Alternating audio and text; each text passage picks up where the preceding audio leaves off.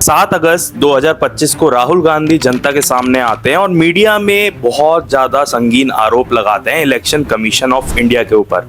वो बताते हैं कि 1,250,000 जो वोटर्स थे जिन्होंने बेंगलुरु इलेक्शन में पार्टिसिपेट किया था वो फर्जी थे, नकली थे, घर के एड्रेस नहीं थे और इस तरीके से वोट चोरी का आरोप लगाते हैं वो इलेक्शन कमीशन के ऊपर, जिसके बाद पूरे इंडिया में जो है तहलका मच जाता है।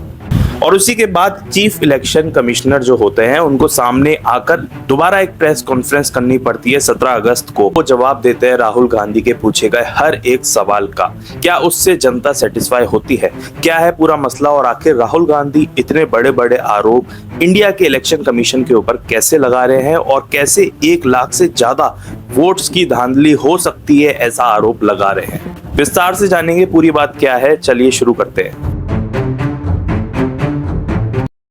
7 अगस्त को मीडिया के सामने राहुल गांधी आते हैं और वो कहते हैं कि जो बेंगलुरु में विधानसभा क्षेत्र था महादेवपुरा, वहां पर काफी ज्यादा वोटों की धांधली हुई है और ओवरऑल अगर देखा जाए तो इलेक्शन में 1,250,000 वोटर्स ऐसे थे जिनके एड्रेस नकली हैं, एक ही जगह पर कई सारे एड्रेस है और ऐसी 4-5 मिस्टेक्स राहुल गांधी बता रहे थे मीडिया में आकर। और ये एक बहुत बड़ा ऐलान था क्योंकि उनका ऐसा मानना था कि वोटों के मामले में चोरी हुई है, धांधली हुई है, जिस वजह से जो बीजेपी है उनकी अपोजिशन पार्टी वो जीती है, नहीं तो कांग्रेस को अपर हैंड मिलता और कांग्रेस जीत सकती थी उन इलेक्शंस को।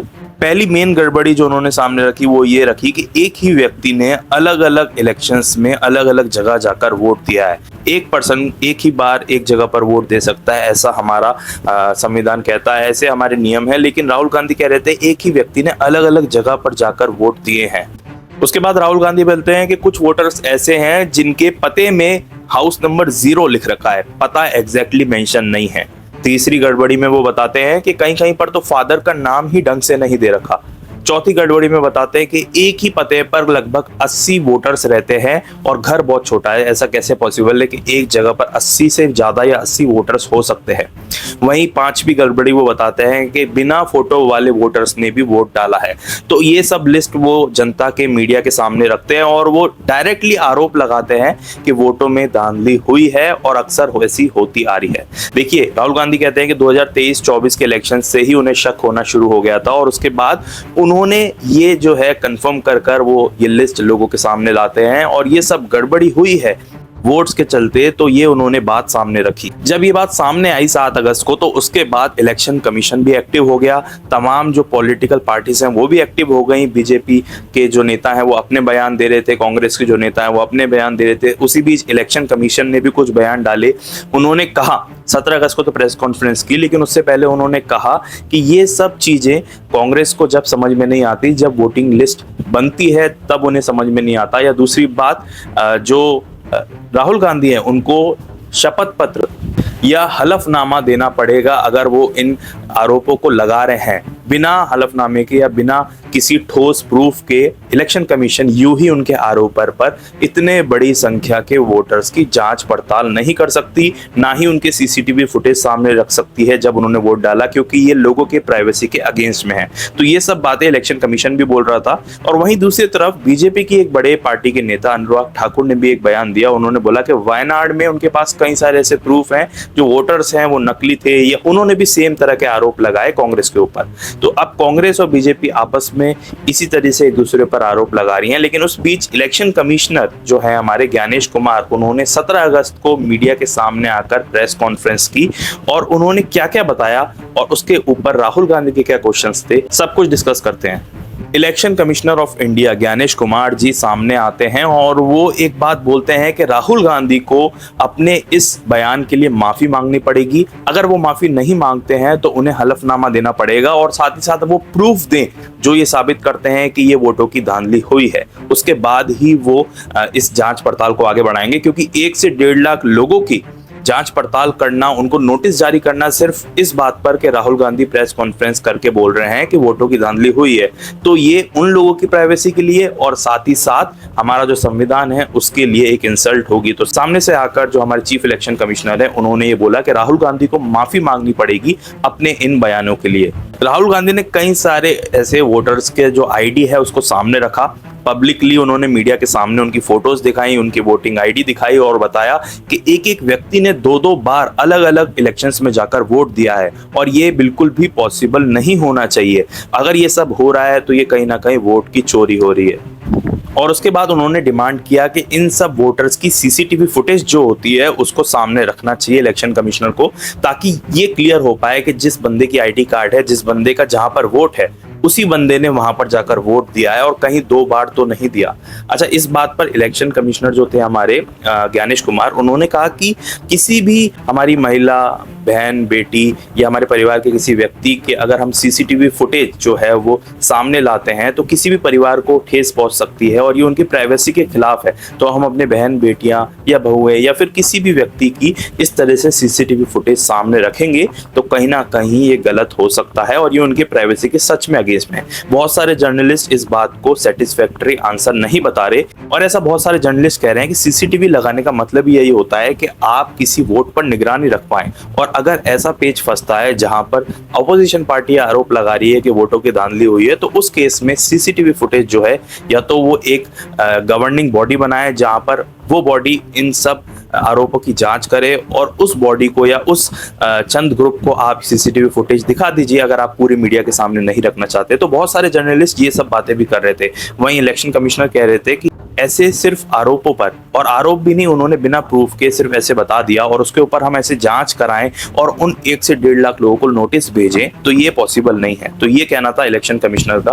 और साथ ही साथ जो ज्ञानेश कुमार जी हैं इलेक्शन कमिश्नर, वो कह रहे थे कि राहुल गांधी को माफी मांगनी चाहिए। उस पर जो कांग्रेस पार्टी है वो दोबारा से वार करके कहने लगी कि अगर राहुल गांधी से ऐसा कहा जा रहा है कि वो हलफनामा दें, वो माफी मांगे, तो फिर अनुराग ठाकुर जो बीजेपी की पार्टी के एक बड़े नेता हैं, उनको भी इलेक्शन कमिश्नर को कहना चाहिए कि वो भी या तो माफी मांगे या हलफनामा दे। वो कैसे कह सकते हैं कि जहां पर कांग्रेस जीत रही है वहां पर वोटों की धांधली हो रही है। तो ये एक दूसरे पर आरोप जो है कांग्रेस बीजेपी लगातार लगाए जा रही थी और उस पर ज्ञानेश कुमार जी जो है 17 अगस्त को उन्होंने बहुत सारी चीजें अपने तरफ से मीडिया के सामने रखी।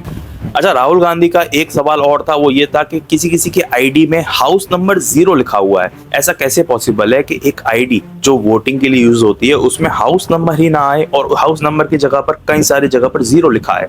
तो इसका जो जवाब दिया इलेक्शन कमिश्नर ने वो ये दिया कि वो कहते हैं कि बहुत सारे लोग ऐसे होते हैं जिनके पास घर नहीं होते, वो सड़क पर सोते हैं, वो पुल के नीचे सोते हैं, वो गरीब होते हैं, लेकिन इसका मतलब ये नहीं कि अगर उनके पास हाउस नहीं है, घर नहीं है, तो हम उनके वोटिंग राइट्स भी उनसे छीन ले। संविधान कहता है कि 18 साल का व्यक्ति जो है वो वोट डालने के काबिल होता है, तो इसलिए वोटिंग आईडीज बनाई जाती हैं, तो इसलिए उनका हाउस नंबर 0 आता है। और बहुत सारे हाउसेस ऐसे हैं जिनको गवर्नमेंट ने ऑथराइज नहीं कर रखा, तो उनके जो हाउस नंबर हैं वो इसलिए वैलिड नहीं माने जाते और वो नहीं लिखे आते, इसलिए बहुत सारी आईडीज पर जो हाउस नंबर है वो 0 आता है। राहुल गांधी ने तो पूरी लिस्ट सामने रख दी। वो बताते हैं कि 1,250,000 वोटर्स ऐसे थे जो एक तरह से फर्जी वोटर कह सकते हैं या फिर वो फेक आईडी पर 2 जगह वोट दे रहे थे, और जिनमें से 11,965 ऐसे थे जो डुप्लीकेट वोटर्स थे। उनमें से लगभग 40,009 वोटर्स ऐसे थे जिनके फेक एड्रेस जो है वो आईडी पर डले हुए थे। वहीं जो बल्क वोटर्स, यानी कि पहले जिसमें बात की थी राहुल गांधी ने कि एक छोटे से घर में ही एक छोटे से एड्रेस पे ही 80 वोटर्स करीब थे, तो बल्क वोटर्स जो थे वो बता रहे राहुल गांधी वो 10,452 थे जो सिर्फ एक ही एड्रेस से वोट डाल रहे थे। वहीं इनवैलिड फोटो वाले वोटर्स को राहुल गांधी ने बताया कि 4,192 वोटर्स ऐसे थे जिन पे फोटो ही नहीं थी, जिनकी आईडी पर ये इनवैलिड फोटो थी। यूज किया है फॉर्म 6 का, ऐसा राहुल गांधी बोलते हैं 33,692 वोटर्स ने। अब इस पर इलेक्शन कमिश्नर ज्ञानेश कुमार जी ने कहा कि देखिए, जो चुनाव के रिजल्ट आते हैं उसके 45 दिन तक जो है संविधान आपको ये ताकत देता है कि आप उस रिजल्ट आने के 45 दिन के भीतर जो है अपनी अपील जाहिर करे। अगर आप उन रिजल्ट से खुश नहीं है और आपको ऐसा लगता है कि कहीं ना कहीं वोट सही नहीं डले हैं, तो वो कहते हैं कि राहुल गांधी और जो कांग्रेस पार्टी है उन्होंने 45 दिन तक ऐसा कुछ भी आपत्ति नहीं जताई और उन्हें कुछ भी गलत नहीं लगा, और उसके बाद अचानक से वो सामने आते हैं और एक जो लोग हैं जिन्होंने वोट डाला है उनके फोटोज जो है वो मीडिया में सबके सामने दिखाए जाते हैं, उनकी प्राइवेसी के खिलाफ दिखाए जाते हैं। इतनी सारी जनता उन्हें देखती है, उन पर आरोप लगाती आती है और कहीं ना कहीं उनके बारे में बातचीत की जाती है तो ये वोटर्स की प्राइवेसी के खिलाफ है। साथ ही साथ कांग्रेस पार्टी क्या दिखाना चाहती है इतने लंबे समय के बाद इलेक्शन में धांधली हुई वो ऐसा कहकर, और वो हमेशा से ऐसा कहते आए हैं। तो कुछ इस तरह के बयान हमें ज्ञानेश कुमार जी के देखने को मिलते हैं इस प्रेस कॉन्फ्रेंस में। और उसके बाद इलेक्शन कमिश्नर कहते हैं कि वोट चोरी जो वर्ड इस्तेमाल किया जाता है वो एक मिसलीडिंग फ्रेज है, मतलब वो गलत धोखाधड़ी की तरफ इशारा करता है और वो इंसल्ट करता है हमारे संविधान की। बिना किसी प्रूफ के, बिना किसी जांच पड़ताल के अगर आप ऐसे आरोप लगा रहे हैं तो वो एक इंसल्ट है। कि जितनी भी पार्टीज हैं इस इंडिया में वो सब पार्टीज उनके लिए इक्वल हैं, और चाहे वो वायनाड की बात हो, चाहे वो कर्नाटका की बात हो, यूपी बिहार कहीं की भी बात हो, महाराष्ट्र की बात हो, उनके लिए सब इक्वल है। तो इसलिए अगर कहीं पर छोटी मोटी मिस्टेक होती भी है तो वो उस पर ध्यान देने के लिए तैयार है। लेकिन अगर इतने बड़े बड़े आरोप 1 लाख लोगों पर लगाए जाते हैं और बिना किसी प्रूफ दिए या फिर बिना किसी हलफनामे के, तो उसके लिए राहुल गांधी जी को माफी मांगनी पड़ेगी, इलेक्शन कमिश्नर का कहना था। साथ ही साथ एक बात और हाईलाइट की, वो ये की कि अब जब अलग अलग जगह पर आईडीज इसलिए बनी रहती हैं कि मान के चलिए कोई एक व्यक्ति है, वो व्यक्ति पहले गांव में रहता था, उसके बाद वो किसी सिटी में शिफ्ट हो गया और उसके बाद वो किसी और सिटी, बड़ी सिटी लाइक दिल्ली, बॉम्बे कहीं शिफ्ट हो गया, तो उस वजह से जो उसके एड्रेस है वो वहां पर हर जगह पर नई वोटिंग आईडी बनवाता है, जिस वजह से मल्टीपल वोटिंग बन जाती है। लेकिन वो व्यक्ति सिर्फ एक ही जगह पर जाकर वोट डालता है, ऐसा नहीं है कि वो हर जगह पर जाकर वोट डाल रहा है। तो यहाँ पर ये सब बातें सामने रखी जा रही थी। लेकिन इन सब डिस्कशन से एक फैक्ट्स भी निकलते हैं, वो ये फैक्ट्स निकलते हैं कि बहुत सारे जर्नलिस्ट इलेक्शन कमिश्नर की रिप्लाईज से सेटिस्फाइड नहीं थे। बहुत सारे थे भी सेटिस्फाइड और बहुत सारे सोच रहे थे कि बहुत लंबे समय के बाद इन सवालों का जवाब दिया गया, और बहुत सारे जवाब जो थे वो सेटिस्फैक्टरी नहीं लगे बहुत सारे लोगों को। और हाउस नंबर 0 या फिर फादर नेम गलत आना या अलग आना, कहीं ना कहीं इसके पीछे कोई एक टेक्नोलॉजी होनी चाहिए जिस वजह से ये सब चीजें जो हैं उनको रेक्टिफाई कर सकें और सही कर सकें। परनजॉय गुहा जो एक जर्नलिस्ट थे, उन्होंने पूछा कि इतना हड़बड़ी बारिश बाढ़ के प्रभावित बिहार में इतने कम वक्त में SIR क्यों जारी की। और साथ ही में सेकंड सवाल उन्होंने पूछा, बिहार से हटाए गए 65 लाख वोट का डाटा आपसे सुप्रीम कोर्ट ने मशीन रीडेबल फॉर्म में देने का आदेश दिया है, यह आपने पहले ही क्यों नहीं दिया था। तीसरा सवाल उनका था कि महाराष्ट्र में पहली बार इतने सारे वोटर्स जोड़े गए जबकि उनकी संख्या 18 साल के होने वाले युवाओं से कहीं ज्यादा थी।